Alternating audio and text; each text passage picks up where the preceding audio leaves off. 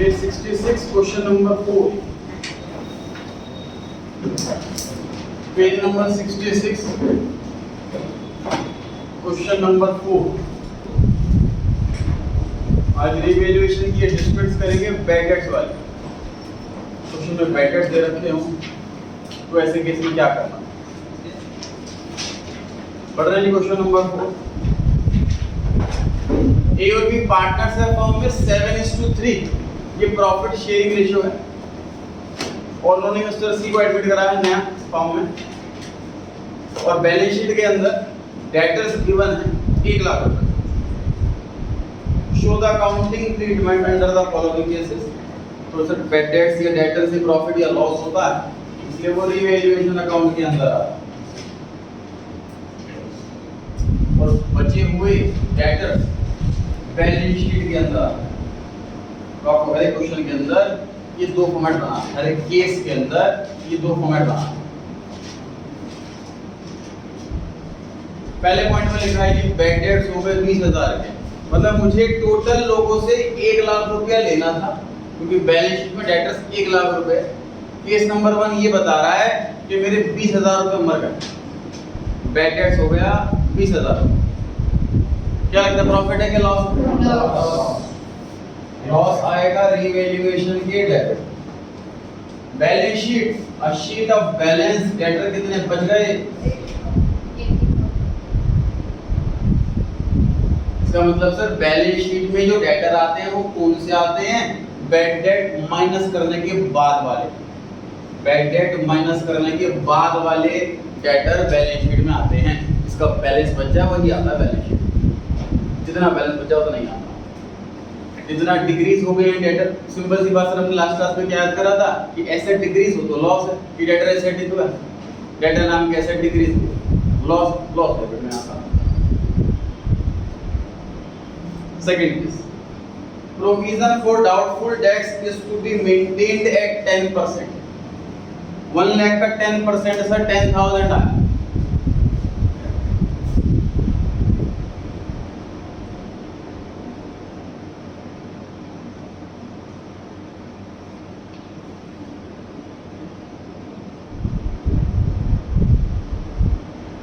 इन दो बातों में क्या फर्क है?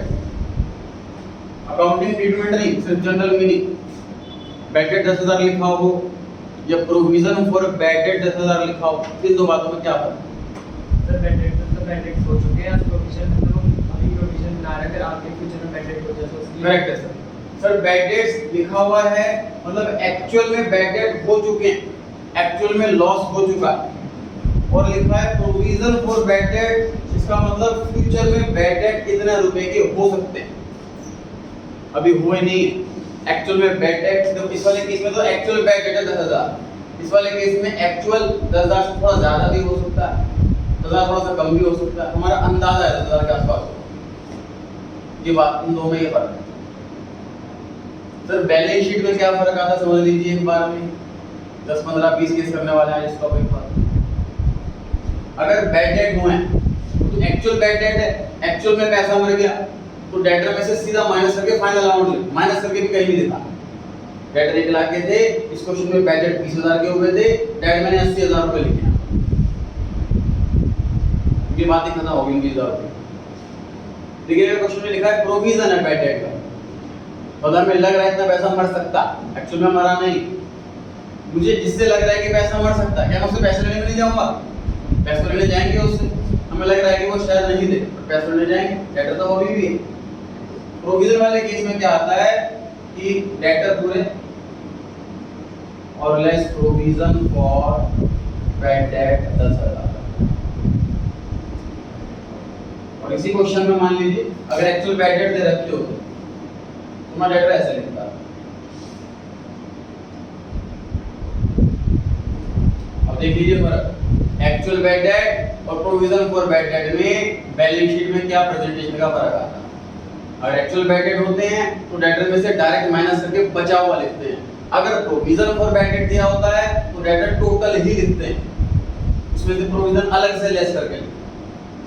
ये इंडिकेट कर रहा है कि मुझे टोटल लोगों से 1 लाख रुपए लेने जाना है, मुझे लग रहा है कि 10,000 रुपए शायद मर सकते हैं, तो 90 तो पक्का मिल जाए। ये चीज ये बता रही है, ये चीज क्या बता रही है कि मुझे 90,000 रुपए ही लेने जाना, तो पक्का मर गए। ठीक है, तो बैड डेट हो डायरेक्ट माइनस करो, प्रोविजन हो तो टोटल डेटर लिखो, उसमें से प्रोविजन लेस करके प्रेजेंट करो। क्लियर हो गई ये बात? सब दोनों ही लॉस है, ये होने वाला लॉस है, स्टूडेंट्स कहता है अभी मान लो, और एक्चुअल में लॉस हो चुका, दोनों ही लॉस है, दोनों ही केस में रिवैल्यूएशन में आ रहा है। प्रेजेंटेशन कैसे रहेगी सर? अगर बैड डेट है तो 2 बैड डेट के नाम से, और अगर प्रोविजन है तो 2 प्रोविजन के नाम से, अमाउंट वही रहेगा। इसका मतलब सर रिवैल्यूएशन अकाउंट में तो अमाउंट वही आता है, चाहे बैड डेट हो चाहे प्रोविजन फॉर बैड डेट हो, रिवैल्यूएशन के डेबिट में दोनों अमाउंट बराबर जगह से ही आते हैं, सिर्फ पर्टिकुलर्स के कॉलम में जो लैंग्वेज है वो बदल जाती है। 2 bad debts actual bad debt के लिए और 2 provision for bad date provision बनाने के लिए, कुछ और क्लियरली बोला कि प्रोविजन बनाना। केस नंबर 2 में प्रोविजन के लिए बोला हुआ था, तो मैं इसको यहां से हटा देता हूं। सेकंड केस का आंसर ये वाला होगा। इन दोनों में से कौन सा आंसर है सेकंड केस का? ये वाला,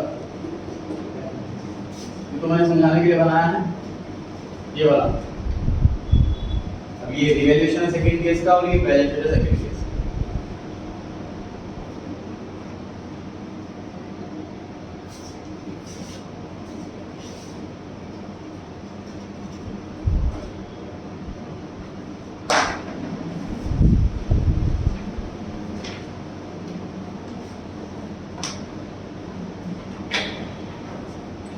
केस नंबर 3 पर आ जाए।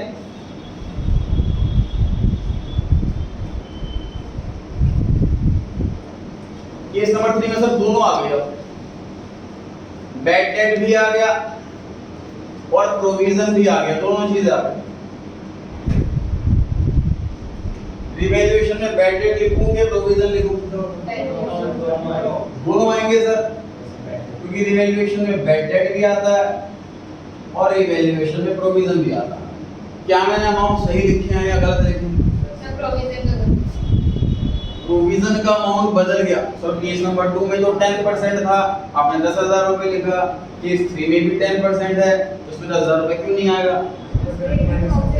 इस बार 80,000 का 10% होगा।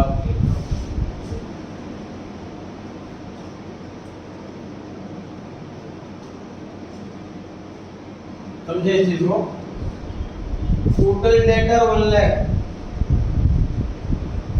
इसमें से 20% सॉरी 20,000 रुपीस तो एक्चुअल बैड डेट हो गए, ये तो पैसा पक्का 100% मर गया।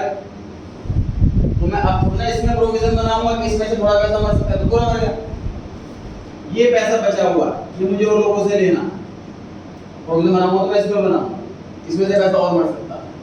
तो 80,000 का 10% होगा 8,000, ये एक चेंज आया। बैलेंस शीट में बताएं डेटर कितने? सर डेटर जो आते हैं वो हमेशा बैड डेट लेस करने के बाद आते हैं। डेटर जो आते हैं वो हमेशा बैड डेट माइनस करने के बाद आते हैं। और प्रोविजन का अमाउंट हमें पता है 8,000, यहाँ बच गया 72।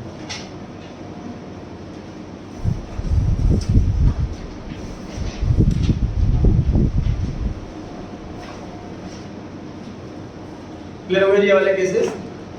क्वेश्चन नंबर 5 पर आ रहे हैं। क्वेश्चन नंबर 5 में थोड़ा सा एक अलग पॉइंट क्या रखा है मैंने कि डेटर के साथ साथ प्रोविजन भी क्वेश्चन के अंदर इंक्लूड है। डेटर के साथ साथ प्रोविजन भी बैलेंस शीट के अंदर दिया होगा। मतलब इस बार क्वेश्चन में दो प्रोविजन मिलने वाले हैं, एक ओल्ड प्रोविजन एक new provision.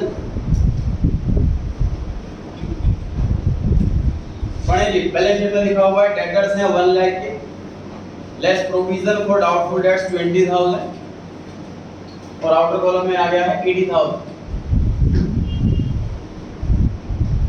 Case number 1, case number 1 में लिखा है कि बैड डेट्स हो गए 20,000 रुपए। यहां समझ लीजिए चीज को, पहले आंसर दें बैलेंस शीट में डेटर कितने हैं? 80,000 80,000। सर डेटर जितने भी बैलेंस शीट के अंदर दिख जाएं उसमें से एक्चुअल बैड डेट माइनस कर दो और वो बैलेंस शीट में लिख दो डेटर 80,000। ये तो बिल्कुल ओके हो गया। ठीक। अच्छा, अब 20,000 रुपए का नुकसान हुआ है। दो तरीके से, तो इवैल्यूएशन के डेबिट में आना चाहिए, 20,000 रुपए नुकसान हुआ, लास्ट क्वेश्चन में सीखा था हमने। लेकिन याद कीजिए जो प्रोविजन है उसका पर्पस क्या होता है? ये जो प्रोविजन बैलेंस शीट के अंदर दिया हुआ इसका मतलब है लास्ट ईयर बनाया होगा, लास्ट ईयर बनाया होगा हमने ये सोचकर कि नेक्स्ट ईयर पैसा बढ़ सकता है। अब हम नेक्स्ट ईयर में पड़े, तो इस काम के लिए, इस नुकसान के लिए हमने ऑलरेडी प्रोविजन बना रखा था। अब लॉस बुक करने की जरूरत नहीं। सिंपल सी बात सर, ध्यान से। सर कोई फंक्शन होना है और आप फंक्शन के टाइम पर ही पैसा अरेंज करते हो तो आपको उसी टाइम लोन लेना पड़ रहा है या किसी उधार मांगने पड़ रहा है। केस 2, आपको पता है फंक्शन होगा 3 महीने बाद, आपने अभी से पैसा जोड़ना शुरू कर दिया, वो जब फंक्शन होगा उसमें आपको लोन नहीं लेना पड़ेगा, उधार नहीं लेना पड़ेगा। ये केस 2। पिछले वाला क्वेश्चन केस 1। पिछले क्वेश्चन में प्रोविजन था ही नहीं, मतलब हमने पहले से पैसा जोड़ के नहीं रखा हुआ, तो जैसे ही नुकसान हुआ हमें रिवैल्यूएशन में लिखना पड़ा, फिर नुकसान हो गया। इस बार हमने पहले से ही पैसा जोड़ रखा, 20,000 रुपए जोड़ रखे हैं पहले से। इस बार नुकसान हो रहा है तो मेरे रिवैल्यूएशन से मांगने की जरूरत नहीं है, मगर पहले से प्रोविजन कितना था 20,000, नुकसान कितना हुआ 20,000, एक्सेप्ट उतना ही हुआ तो प्रोविजन खत्म हो गया।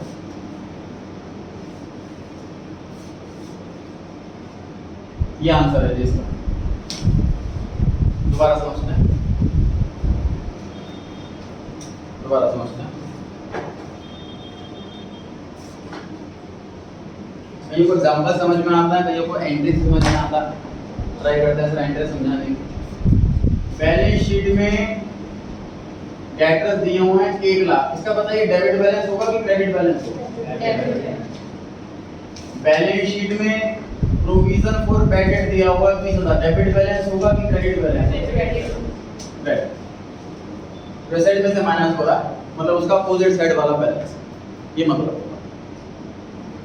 जब बैड डेट हुए तो सर बैड डेट की एंट्री क्या होती है? हमने 11th क्लास में सीधी bad debt account debit to debtors 20,000। Bad debt नाम का नुकसान हो गया, इस अकाउंट को हम खत्म करेंगे, क्लोज करेंगे, और इसके लिए हमारे पास पहले से ही प्रोविजन।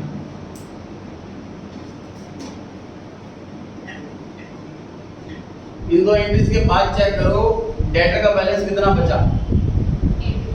डेटर 1 लाख का डेबिट बैलेंस था, मैंने 20,000 से क्रेडिट करा तो बैलेंस कितना बच गया 80,000 का डेबिट बैलेंस बच गया।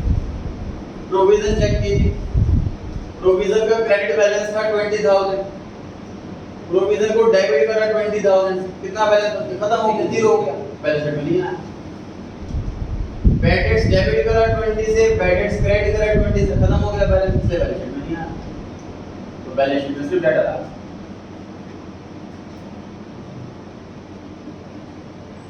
इसका मतलब सर एक कंक्लूजन निकालें, कोई ऐसी एंट्री करें जो कोई भी केस आए उसमें हो पाए।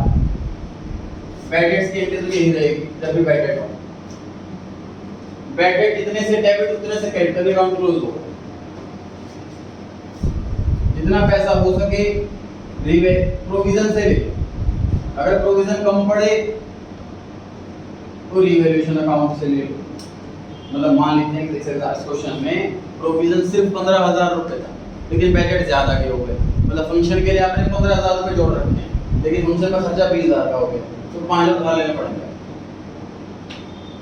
15,000 प्रोविजन में, 5,000 रिवैल्यूएशन। प्रोविजन सफिशिएंट है तो जरूरी से लेना।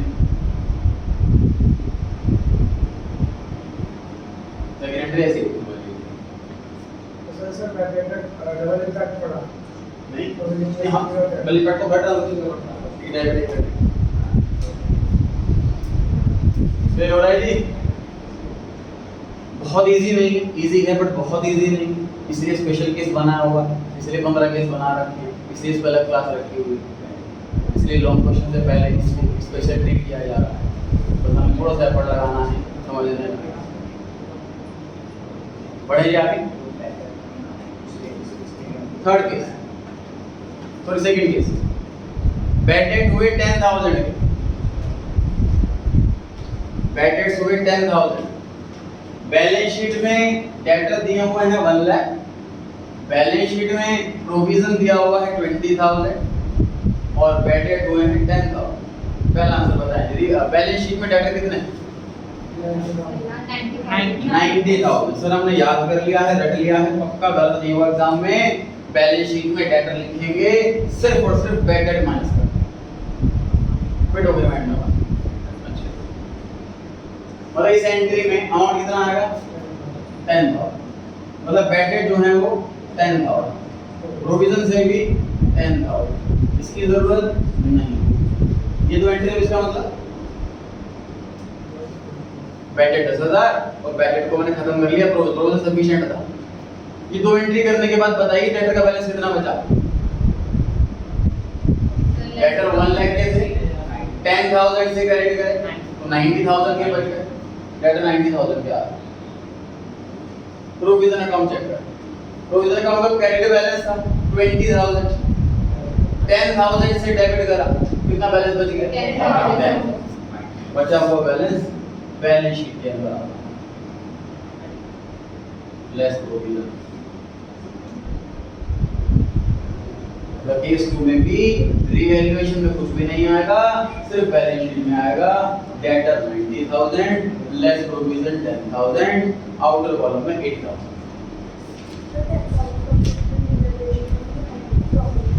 प्रॉफिट कैसे होगा?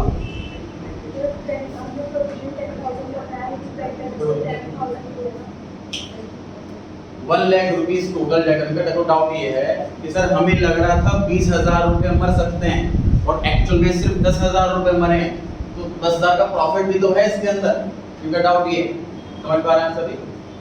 बैलेंस शीट में प्रोविजन दिया है 20 का, मतलब पास्ट में हमें लग रहा था कि इस साल 20,000 रुपए मर सकते हैं, एक्चुअल बैड डेट सिर्फ 10,000 के हुए, तो 10,000 रुपए का प्रॉफिट दिख रहा है सर को।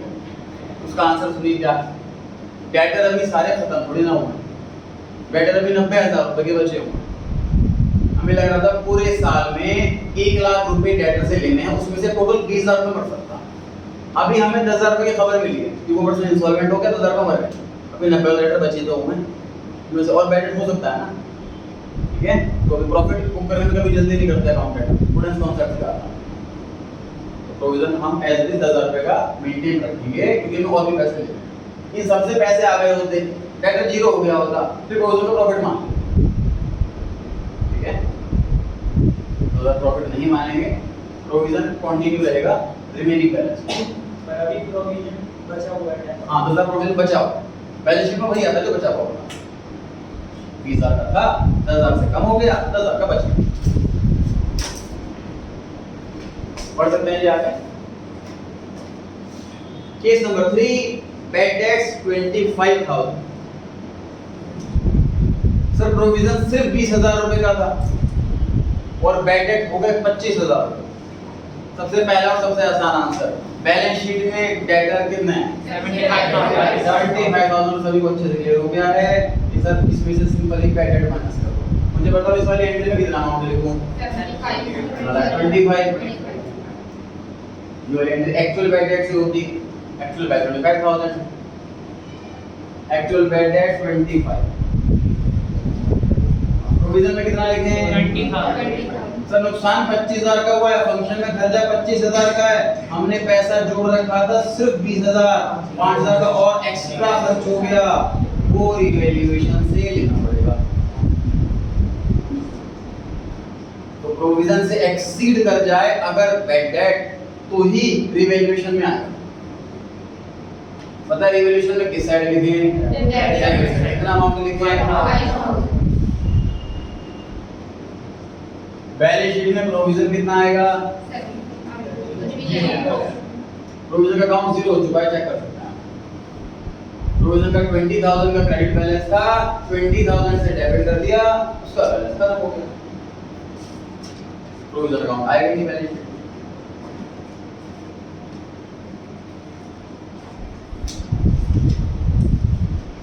सर इवैल्यूएशन में तभी आना है जब बैड डेट इतने ज्यादा हो जाए कि प्रोविजन भी कम पड़ जाए। बैलेंस शीट में डेटर में से बैड डेट माइनस करने के बाद लिखना है। बैलेंस शीट में प्रोविजन तब लिखना है जब प्रोविजन बच रहा हो, मतलब प्रोविजन एक्सीड कर रहा है बैड डेट से, तो बचा हुआ प्रोविजन इधर आएगा। मतलब प्रोविजन ज्यादा है बैड डेट से तो बैलेंस शीट में लिख दो, प्रोविजन बैड डेट ज्यादा है प्रोविजन से तो रिवैल्यूएशन अकाउंट में। इस वाले केस में बैड डेट ज्यादा है तो हमने रिवैल्यूएशन में लिख दिया, पिछले वाले केस में प्रोविजन ज्यादा था तो हमने बैलेंस शीट प्रोविजन लिखा था।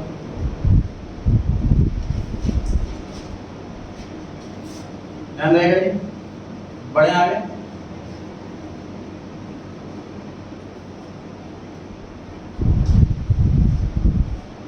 केस नंबर 5, केस नंबर 5 में लिखा हुआ है कि प्रोविजन को बढ़ा दो 25,000 तक। प्रोविजन अभी कितना है 20,000 है और क्वेश्चन कह रहा है कि 25 तक बढ़ा दो। तो ऐसा पहला क्वेश्चन सर बैलेंस शीट में डेटर कितने आएंगे 1 लाख पूरे।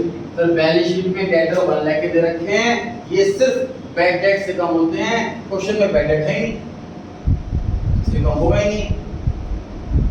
क्वेश्चन कह रहा है कि हमें नया वाला प्रोविजन 25,000 चाहिए, बैलेंस शीट में सारी नया वाली वैल्यू आती है sir.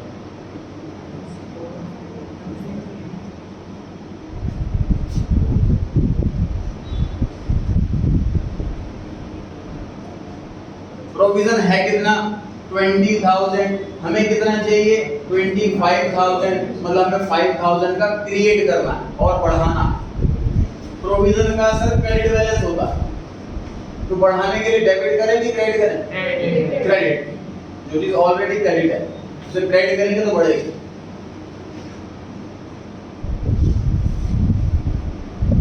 To provision for bad debt 5,000, ये नुकसान है, नुकसान रिवैल्यूएशन अकाउंट से चार्ज किया है। हमें लग रहा था पहले कि सिर्फ 20,000 मरेंगे, अब लगता है कि 25,000 रुपये मरेंगे, 5,000 रुपये का एक्स्ट्रा लॉस हो जाएगा रिवैल्यूएशन के डेबिट में 5,000, रिवैल्यूएशन के डेबिट में 5,000।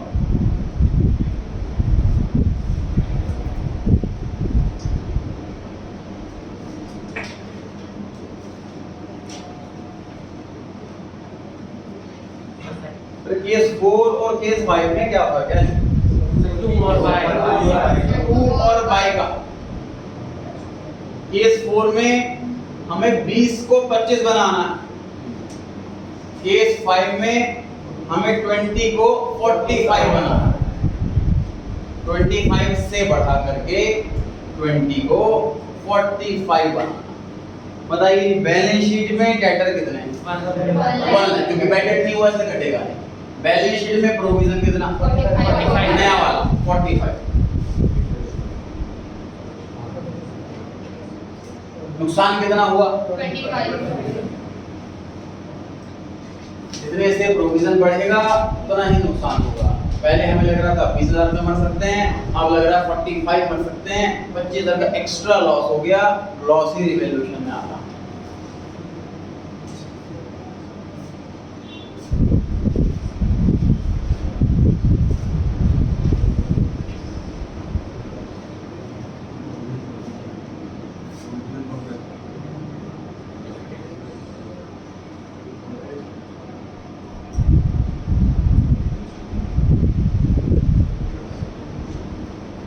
बढ़े आगे।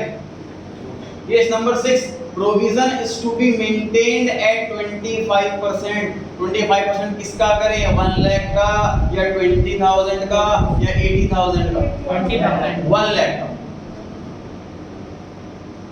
प्रोविजन की परसेंटेज हमेशा डेटर पे अप्लाई की जाती है आफ्टर बैड डेट। इस क्वेश्चन में बैड डेट है 1 लाख का 25% 25,000। और इस क्वेश्चन में कह रहा है कि हमें प्रोविजन 25,000 मेंटेन करना। तो लिख लीजिए same as question case number 4।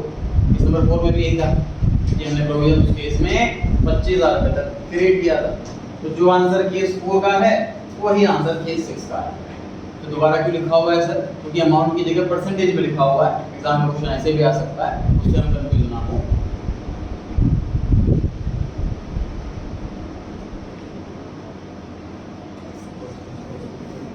Case number 7 पे आ जाए जी। इसमें लिखा है प्रोविजन हमें सिर्फ 5% मेंटेन करना है। 5% किसका? 1 लाख का। 1 लाख का 5% 5000। मुझे बताइए बैलेंस शीट में डेटर कितने? 1 लाख। सब डेटर जो हैं वो सिर्फ और सिर्फ बैड डेट से कम होते हैं। इस क्वेश्चन में बैड डेट है नहीं, तो डेटर 1 लाख के रहेंगे। प्रोविजन कितना? 5000।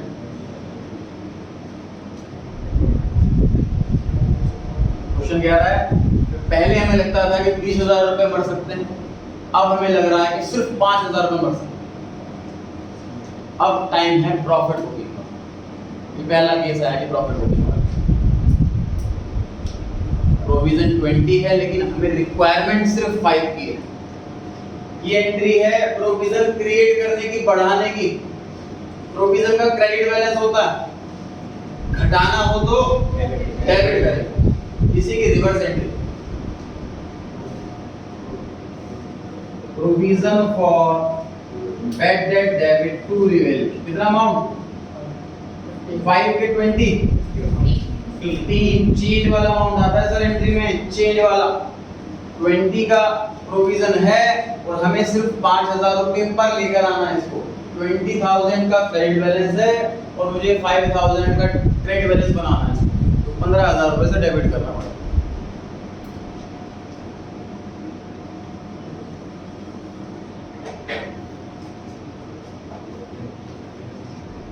रिवैल्यूएशन में किधर आने वाला है सर इस बार?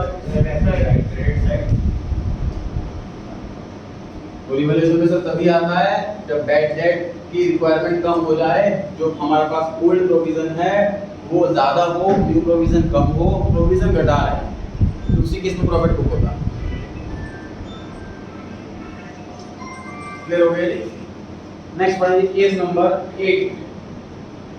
केस नंबर 8 में लिखा हुआ है provision for bad debt is to be maintained at 20%। अभी सर कितने पे मेंटेन है? अभी भी 20% पे तो मेंटेन है। डेटर 1 लाख के हैं, एग्जिस्टिंग प्रोविजन 20,000 है, 20,000 रुपए 20% ही तो होगा, नो एंट्री। रिवैल्यूएशन में कुछ नहीं आएगा। बताइए बैलेंस शीट में डेटर कितने? 1 लाख। बैलेंस शीट में प्रोविजन कितना? 20। रिवैल्यूएशन में कुछ भी नहीं आना और balance sheet as it is copy कर लेनी है। जितने पहले मेंटेन हो रखा है नया वाला भी उतने पे ही मेंटेन।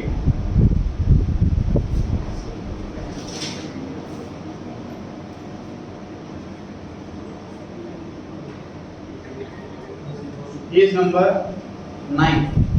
सर इस केस में यहाँ कुछ नहीं आएगा, पहले वाला लगा हुआ है, कुछ नहीं आएगा। Case number 9। The provision for doubtful debts was found to be in excess of 5,000। बताइए जी बैलेंस शीट में डेटर कितने के हैं? डेटर सिर्फ 1 लाख के आएंगे क्योंकि बैड डेट हुई नहीं, डेटर सिर्फ बैड डेट से कम। अब आप लोगों ने सोच के आंसर देना कि प्रोविजन 25 आएगा कि 15 आएगा? 15 से provision was found in excess by 5,000, मतलब हमने कैलकुलेट करा तो हमने अपनी बुक्स में 5,000 रुपए एक्स्ट्रा प्रोविजन बना रखा है, फालतू लिखा हुआ है। इसको ठीक करेंगे, प्रोविजन घटाएंगे, प्रोविजन आएगा 15। आउटर कॉलम में कितना हो गया? 85। अब मुझे बताइए कि रिवैल्यूएशन में 5,000 किस साइड लिखा है? प्रोविजन घटाना है सर, ये वाली एंट्री होगी 5,000 रुपए। प्रोविजन का क्रेडिट बैलेंस है 20,000, हमें 15,000 क्रेडिट करना है, तो 5,000 से डेबिट कर।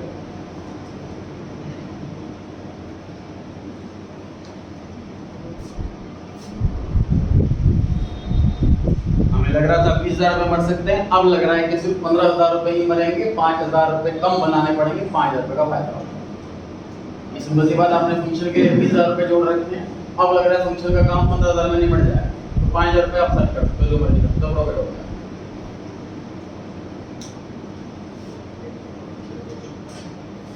अब आ रहे हैं सर कॉम्बो ऑफर्स।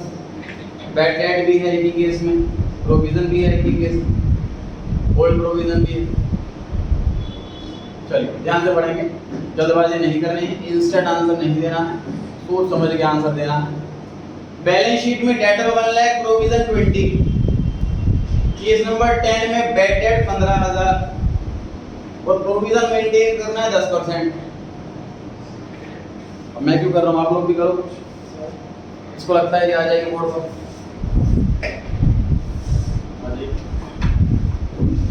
इवैल्यूएशन और बैलेंस शीट दोनों बताने कहाँ पर क्या है।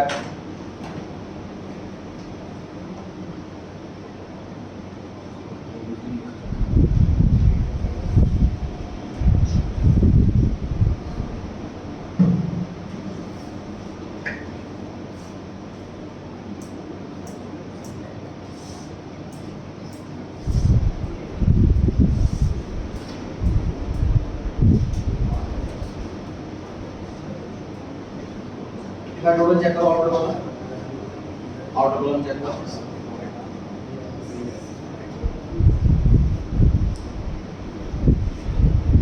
करेक्ट आंसर है जी, बिल्कुल। 3500 रुपये कहाँ से आ गए, घबराहट हो रही है, देखो समझते हैं sir, step by step start करते हैं। सबसे पहली चीज बताइए, बैलेंस शीट में डेटर कितने आएंगे? 85,000 डेटर कैसे आते हैं? बैड डेट माइनस करने के बाद। डेटर 1 लाख के थे, बैड डेट 15,000 का, तो डेटर आ गया 85। क्वेश्चन कह रहा है कि हमें 10% का प्रोविजन चाहिए। अब नई वैल्यू डेटर की 85,000 है, तो 85,000 का 10% 8500, ये नया प्रोविजन हुआ। माइनस करके आउटर कॉलम में आ गया। बैलेंस शीट क्लियर है? बैलेंस शीट आसान है बिल्कुल। बैलेंस शीट करना है क्या है, इसमें से बैड डेट माइनस करके लिखना है, बैड डेट नहीं हो तो ऐसे ही लिख देना है, और प्रोविजन नया वाला माइनस करना है। ठीक, अच्छा। अब ये 3500 रुपये कैसे है, इसको समझने के लिए एंट्रीज पर आते हैं। सबसे पहले बैड डेट हुए सर 15,000, तो ये एंट्री हो गई, bad debts account debit to debtor 15,000। उसके बाद बैड डेट में 15,000, प्रोविजन हमारे पास सफिशिएंट है। सेकंड एंट्री में क्या होता है कि अगर बैड डेट बहुत ज्यादा हो गए तो कम पैसा पड़ रहा है तो रिवैल्यूएशन से ले लेते हैं। इस क्वेश्चन में तो प्रोविजन 20,000 रुपए का है, बैड डेट सिर्फ 15,000 की, तो सफिशिएंट प्रोविजन। इन दो एंट्री करने के बाद देखो ध्यान से कि प्रोविजन 20 का था और 15 से डेबिट कर दिया, प्रोविजन कितना बचा? 5,000 बचा। हमें चाहिए कितना? 8500। प्रोविजन बचा सिर्फ 5,000 बैड डेट के बाद, लेकिन हमें प्रोविजन चाहिए 8500, तो 3500 का और क्रिएट करना पड़ेगा। क्रिएट करने की एंट्री ये वाली।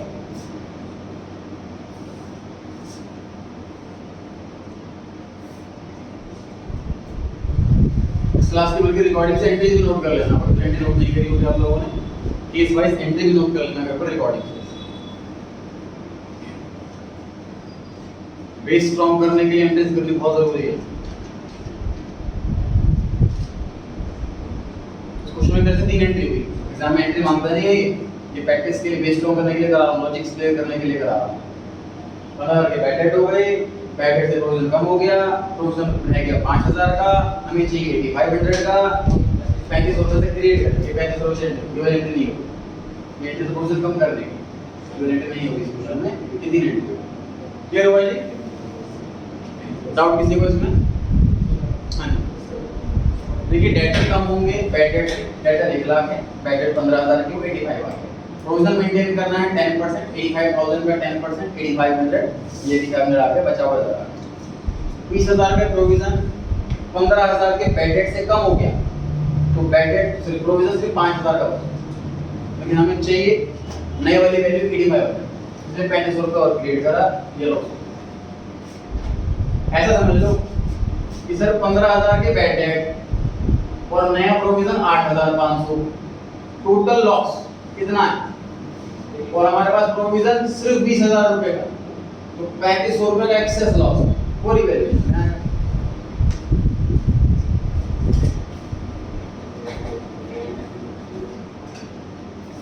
इस लेवल के लिए आ जाएगी। हाँ जी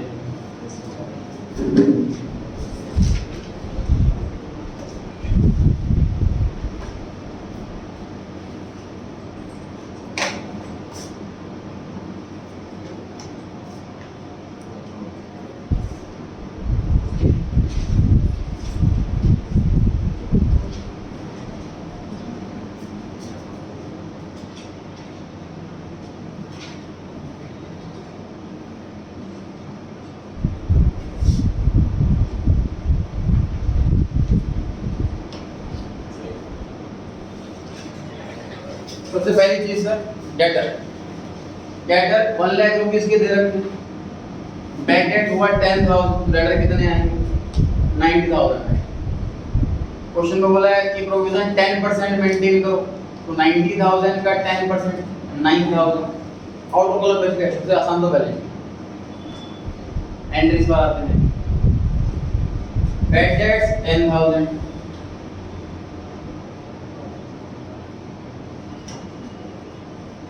$20,000 का प्रोविजन था, 10,000 से कम हो गया, प्रोविजन कितना बच गया 10,000, हमें चाहिए कितना 9,000, अभी भी एक्स्ट्रा है तो हम प्रोविजन कम करना, प्रोविजन कम करने की वाले हैं।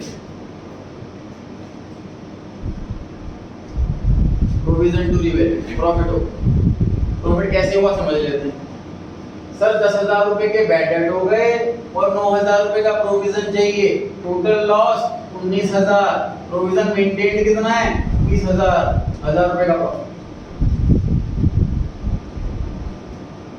रिवेल में जब फाइनल प्रॉफिट लॉस लिखेंगे उसको आप इस तरह से टोटल करके कंपेयर कर सकते हैं, बैड डेट और प्रोविजन मिलाकर, बैड डेट और नया प्रोविजन मिलाकर टोटल लॉस उसे कंपेयर करो ओल्ड प्रोविजन, फिर आप कैलकुलेट कर सकते हैं प्रॉफिट का लॉस और कितना। पढ़े जी आगे। केस नंबर 12 के लिए आइए, कौन आ रहा है आ जाइए।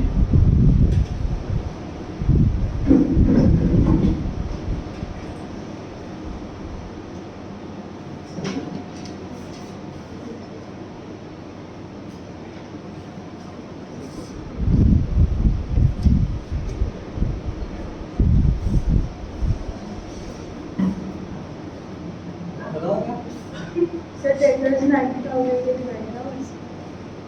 चलिए और कोई आंसर आ जाइए।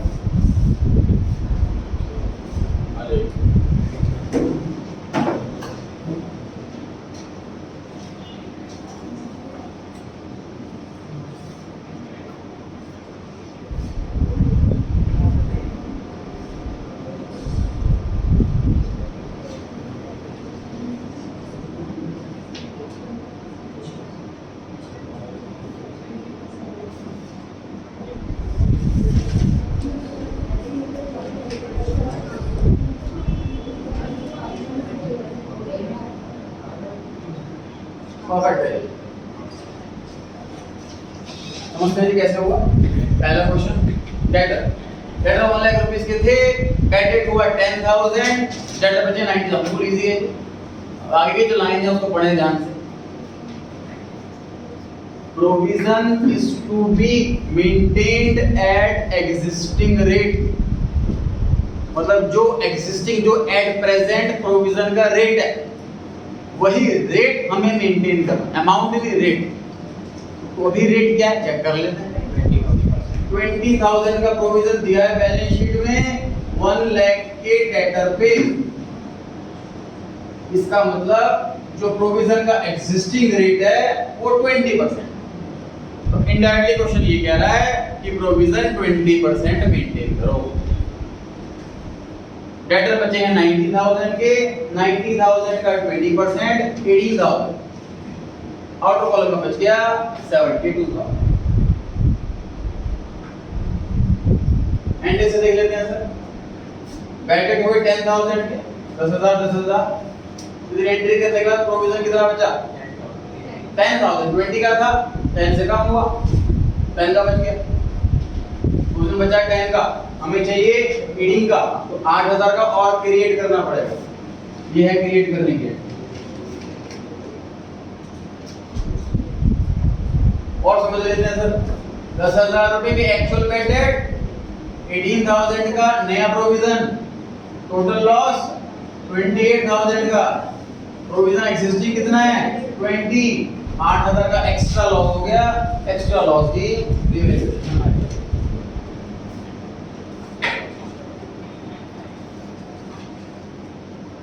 बताया था प्रोविजन ज्यादा है तो बैलेंस शीट, बैड डेट ज्यादा है तो रिवैल्यूएशन।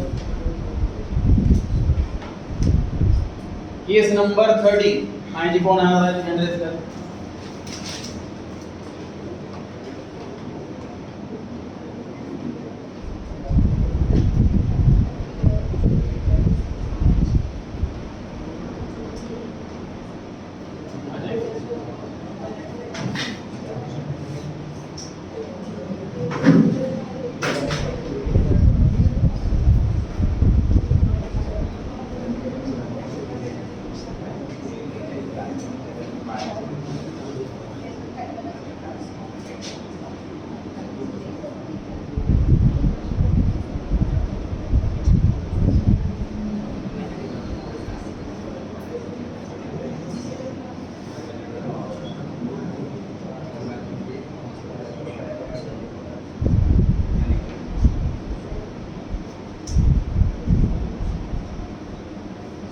परफेक्ट आंसर है।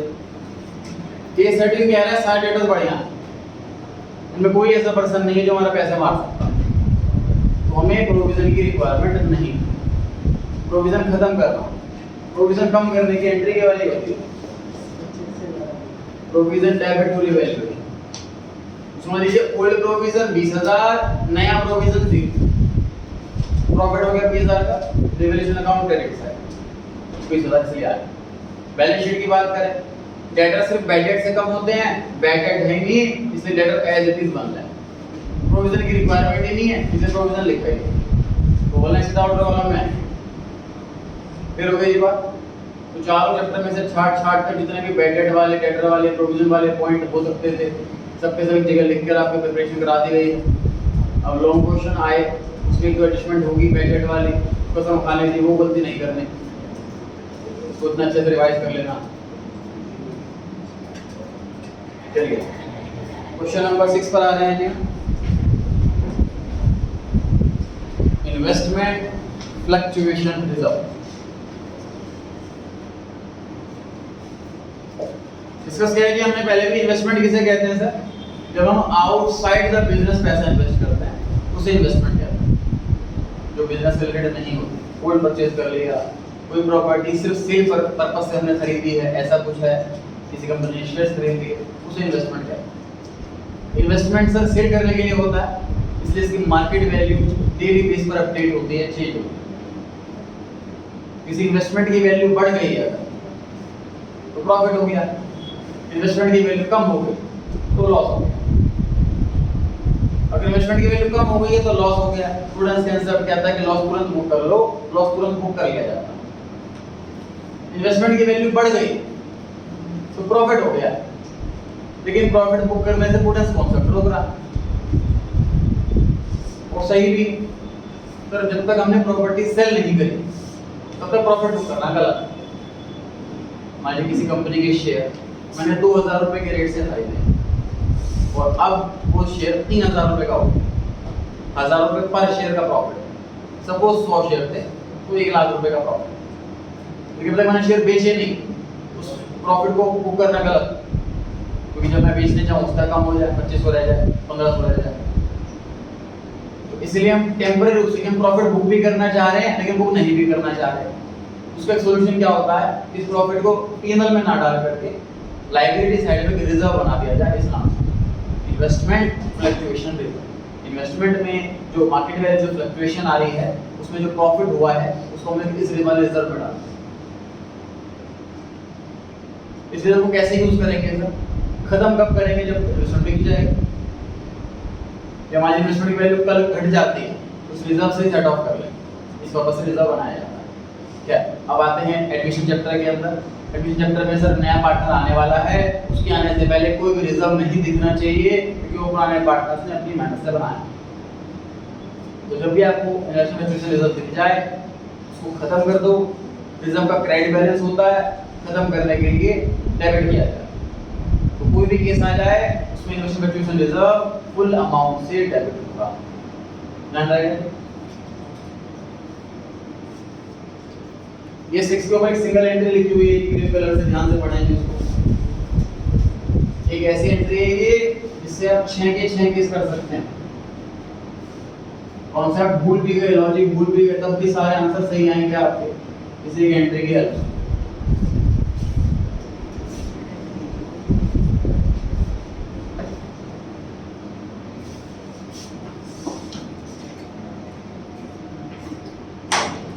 क्या लिखिए सर, एंट्री पढ़ते हैं एक बार।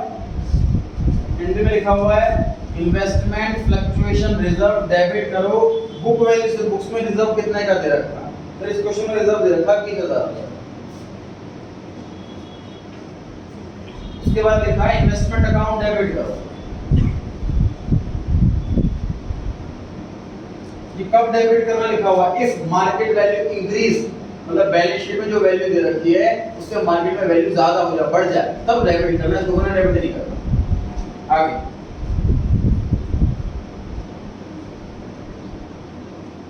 रीवैल्यूएशन अकाउंट कब डेबिट करना है? जब डेबिट साइड छोटी हो, बैलेंसिंग फिगर इस साइड आ रहा है, market value is more than book value.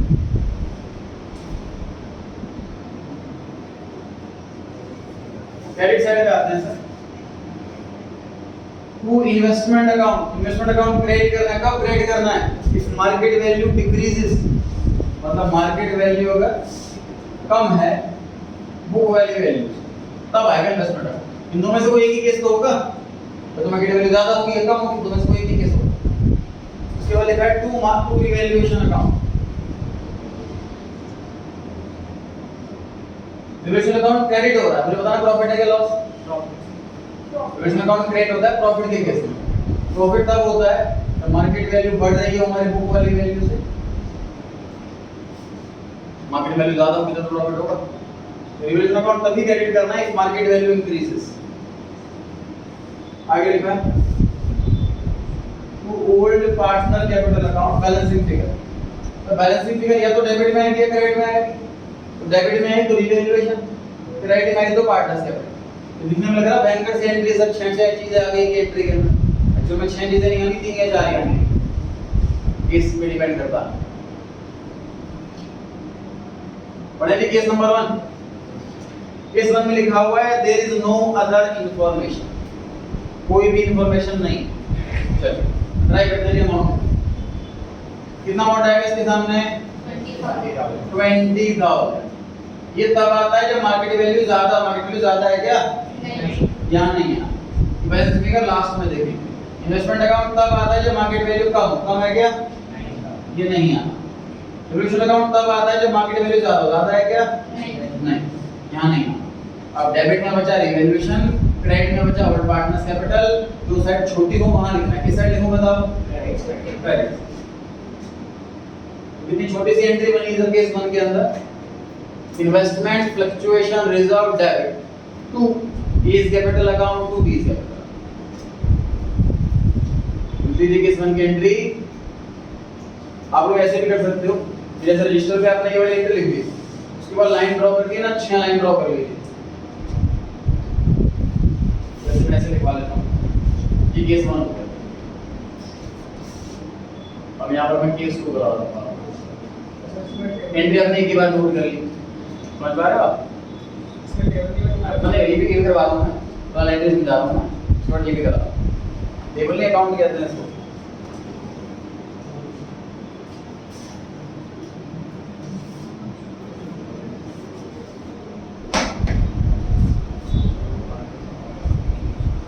Revaluation, partners capital, balance. Sir balance sheet में माइंड में फिट कर लीजिए, इन्वेस्टमेंट आएगी नए वाली वैल्यू से हमेशा, और रिजर्व आएगा ही। कितना आना है बैलेंस शीट? तो बैलेंस शीट में हमेशा नए वाली वैल्यू आएगी। इन्वेस्टमेंट की नए वाली वैल्यू केस 1 में 1 लाख रुपए, जैसे 1 लाख रुपए आया। तो कहाँ लिखा है 1 लाख रुपए नई वाली वैल्यू? तो ये लिखा है ना, कोई अदर इंफॉर्मेशन नहीं है। तो ऐसे भी सारी चीजें कैरी फॉरवर्ड होंगी, मतलब कोई चीज मेरे पास 1 लाख रुपए की है, उसके बारे में कोई इंफॉर्मेशन नहीं है, तो ये तो मानूंगा कि लाख रुपए की है वो अभी भी। तो नॉर्मल के जीरो की हो गई, तो देखिए इसका मतलब तो नए वाली वैल्यू बैलेंस शीट में आएगी, रिजर्व हमेशा खत्म हो जाएगा, रिजर्व नहीं आएगा बैलेंस शीट में। सर 3 लाख की अच्छा 3 लाख भी लगी।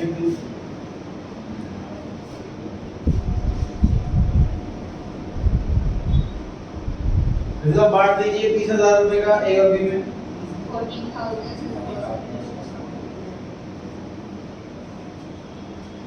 एंट्री के अंदर रिवैल्यूएशन नहीं आया, इसलिए लेजर में भी रिवैल्यूएशन नहीं आएगा। एंट्री में पार्टनर्स कैपिटल आया, इसलिए लेजर में भी पार्टनर्स कैपिटल में आया। बैलेंस शीट में बचा हुआ अमाउंट आता है, इन्वेस्टमेंट अकाउंट डेबिट क्रेडिट नहीं हुआ, 1 लाख का था 1 लाख का ही रहेगा।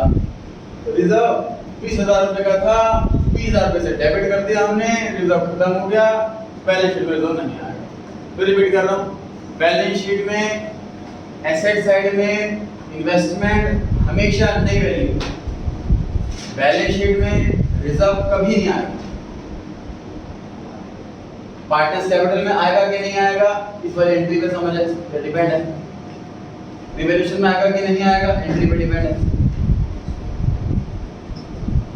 जी केस 2 पे आ जाए।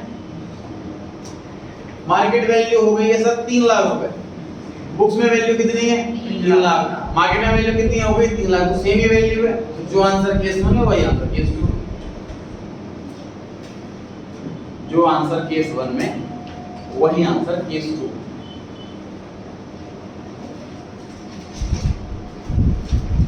थर्ड केस पर आ गए सर। मार्केट वैल्यू इन्वेस्टमेंट की 280 रह गई है, मार्केट वैल्यू बुक वैल्यू से ज्यादा है कि कम है, कम है। केस 3, इन्वेस्टमेंट फ्लक्चुएशन रिजर्व हमेशा फुल अमाउंट से डेबिट। इन्वेस्टमेंट डेबिट तब करें जब मार्केट वैल्यू ज्यादा हो, नहीं होगा। ये बैलेंसिंग फिगर लास्ट में देखते हैं। इन्वेस्टमेंट अकाउंट क्रेडिट तब करें जब मार्केट वैल्यू कम, मार्केट वैल्यू कम है 20,000 से कम हुई है ना। रिवैल्यूएशन अकाउंट तब लिखना है जब मार्केट वैल्यू ज्यादा नहीं है। ये बैलेंसिंग फिगर बताइए, बैलेंस में किस साइड आ रही है, किसी भी साइड में नहीं आ रही, डेबिट क्रेडिट इक्वल हो गया। बताइए इन्वेस्टमेंट की बैलेंस शीट में कितनी वैल्यू आनी है 280, हमेशा नए वाली वैल्यू। रिजर्व कितना आना है, कभी नहीं आना। पार्टनर्स कैपिटल में कितना अमाउंट, कुछ भी नहीं। रिवैल्यूएशन में कितना अमाउंट, कुछ भी नहीं। एंट्री में रिवैल्यूएशन नहीं आया तो लेजर में भी रिवैल्यूएशन नहीं आएगा। एंट्री में पार्टनर्स कैपिटल नहीं आया तो लेजर में भी पार्टनर्स कैपिटल नहीं आएगा। बैलेंस शीट में इन्वेस्टमेंट की हमेशा नए वाली वैल्यू।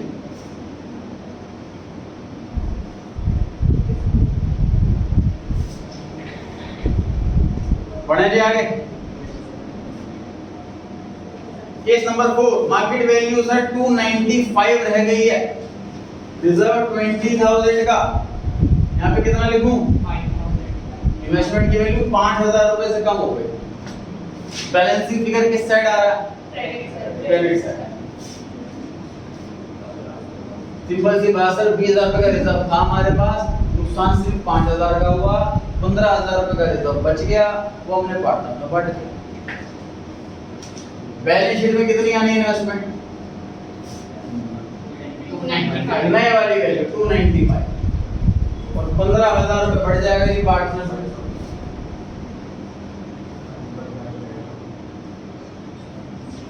₹15,000 का रिजर्व बच गया, वो पार्टनर्स में बढ़ जाएगा।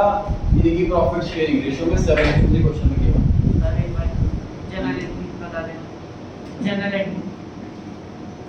इन्वेस्टमेंट फ्लक्चुएशन रिजर्व हमेशा फुल अमाउंट से डेबिट 20,000। इन्वेस्टमेंट तब डेबिट होगा जब मार्केट वैल्यू ज्यादा हो, मार्केट वैल्यू ज्यादा नहीं है इस क्वेश्चन में, कम है। ये तो बैलेंस फिगर लास्ट में आएगा, लास्ट में देखेंगे। इन्वेस्टमेंट क्रेडिट कब होगी, जब मार्केट वैल्यू कम हो, मार्केट वैल्यू कम है क्रेडिट हो जाएगा। रिवैल्यूएशन अकाउंट क्रेडिट कब होगा, जब मार्केट वैल्यू ज्यादा हो, मार्केट वैल्यू ज्यादा नहीं है तो क्रेडिट नहीं होगा। इतना लिखने के बाद बैलेंस फिगर किस साइड आ रही है वहां लिख लो, क्रेडिट साइड में तो पार्टनर साइड अकाउंट के साथ। Difference in market value and cost, investment balance sheet में 3 लाख की है, और मार्केट वैल्यू 295 की हो गई, 5000 से वैल्यू कम हो गई, यहाँ से आगे मार्केट। केस नंबर 5, इन्वेस्टमेंट की मार्केट वैल्यू 270 रह गई है, बुक्स में 3 लाख, मार्केट वैल्यू 270। मुझे बताएं बैलेंस शीट में कितना लिखना है? 270 सर नए वाली है। बताइए इन्वेस्टमेंट फ्लक्चुएशन रिजर्व में कितना लिखना है? 20 रिजर्व वाला अमाउंट आता है हमेशा। इन्वेस्टमेंट डेबिट करना है कि नहीं? नहीं करना। कब करना है डेबिट? जब मार्केट वैल्यू बढ़े नहीं। ये इन्वेस्टमेंट अकाउंट क्रिएट करना है कि नहीं? कितना अमाउंट? 30,000। डिविडेंड कब लिखते हैं? जब मार्केट वैल्यू बढ़ नहीं रही, नहीं आएगा। देख लीजिए बैलेंस फिगर किस साइड आ रहा है? बैलेंस फिगर डेबिट साइड आ रहा है। रीवैल्यूएशन के सामने 10,000। ये तो मैंने बता दिया एंट्री से, लॉजिक पर आप 3 लाख की इन्वेस्टमेंट 270 की रह गई, कितना लॉस हुआ है? 30,000 लॉस हुआ है 30,000। पहले से रिजर्व है हमारे पास कितना? 20,000, तो एक्स्ट्रा लॉस हुआ है, वही आएगा रीवैल्यूएशन।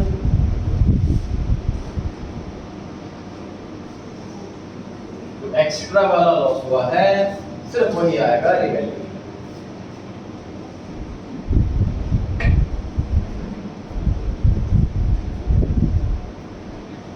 लास्ट केस, इन्वेस्टमेंट की वैल्यू बढ़ गई है, 3 लाख रुपए पुरानी वैल्यू थी, अब 330 हो गई। किस नंबर से इसमें बच्चा करना चाहेगा? रिपोर्ट का करें, हैंड रेज करें, आ जाइए।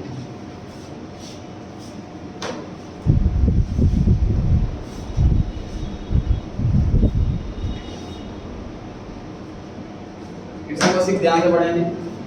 लास्ट नेक्स्ट क्लास से स्टार्ट होंगे जो फुल फ्लैज वाले क्वेश्चन एक्चुअल में एग्जाम में आते हैं 8 मार्क्स के, इसमें कोई केसेस नहीं है, प्रॉपर पूरा रिवैल्यूएशन बनेगा, कंप्लीट पार्टनर्स कैपिटल बनेगा, कंप्लीट बैलेंस शीट बनेगी।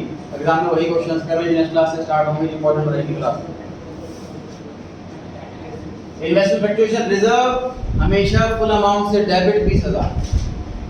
इन्वेस्टमेंट अकाउंट डेबिट होगा तब जब मार्केट वैल्यू ज्यादा हो, बुक वैल्यू, इस क्वेश्चन में मार्केट वैल्यू ज्यादा है, बुक वैल्यू 30,000 रुपए इन्वेस्टमेंट अकाउंट डेबिट में। जैसे कंप्लीट करो, एंट्री में भी लिखो, पार्टनर्स कैपिटल में भी, इन्वेस्टमेंट में भी पहले। बैलेंस शीट के अंदर इन्वेस्टमेंट की नए वाली वैल्यू आती है हमेशा, नए वाली वैल्यू 3,30,000।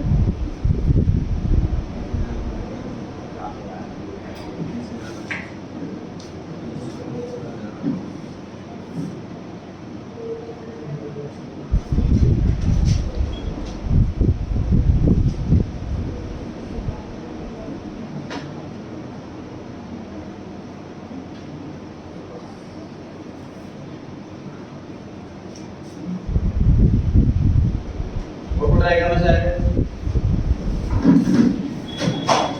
बाकी सब पे ट्राई करेंगे अपनी अपनी कॉपी पे।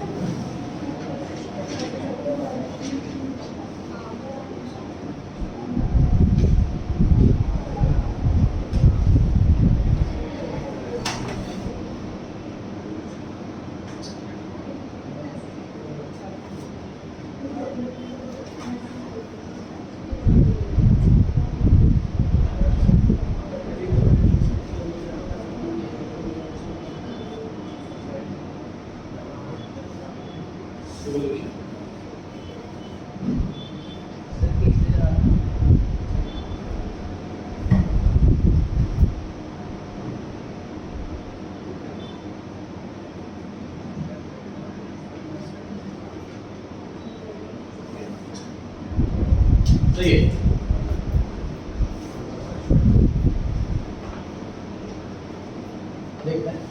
सर नए वाली वैल्यू इन्वेस्टमेंट की 330 है, बैलेंस शीट में 330 आएगा। रिजर्व फुल अमाउंट से डेबिट 20,000। इन्वेस्टमेंट डेबिट कब होता है? जब मार्केट वैल्यू ज्यादा हो, मार्केट वैल्यू ज्यादा है 30,000। ये बैलेंस शीट का एंड में आना।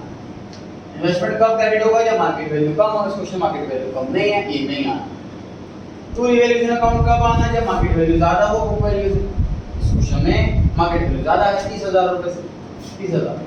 उसके बाद बैलेंसिंग फिगर यहाँ 50,000 है, यहाँ 30,000 है, बैलेंसिंग फिगर यहाँ पर आया 20,000। पार्टनर्स कैपिटल में 20,000 बढ़ना है, 20,000 बांट दिया है हमने 7:3 में 14,000 6,000 30,000 का प्रॉफिट हुआ है। सिंपल सी बात सुनिए, एक इन्वेस्टमेंट 3 लाख से 3,30,000 की होगी, एसेट की वैल्यू बढ़ रही, प्रॉफिट है, बैलेंस शीट में नई वाली वैल्यू आएगी 330 और 30,000 का प्रॉफिट किधर आएगा, रिवैल्यूएशन अकाउंट क्रेडिट साइड। जो 20,000 रुपए का रिजर्व है वो अनयूटिलाइज हो गया, उस रिजर्व को बांट दो, पार्टनर रिजर्व है तो बांट दिया पार्टनर, रिजर्व बढ़ जाना है। इस एंट्री को अगर आप अच्छे से समझ लें तो कोई भी केस कर सकते हैं इस एंट्री के केस पर। बाकी मैंने बिना एंट्री के भी लॉजिक वगैरह बता करके हर एक आंसर समझ दिया है। ऐसे क्वेश्चन को बहुत अच्छे से रिवाइज करें क्योंकि लॉन्ग क्वेश्चन के अंदर एक आध पॉइंट बन करके आ जाएंगे। ये गलत हो गया तो हमारा पूरा 8 मार्क्स का क्वेश्चन खराब हो जाएगा। चलिए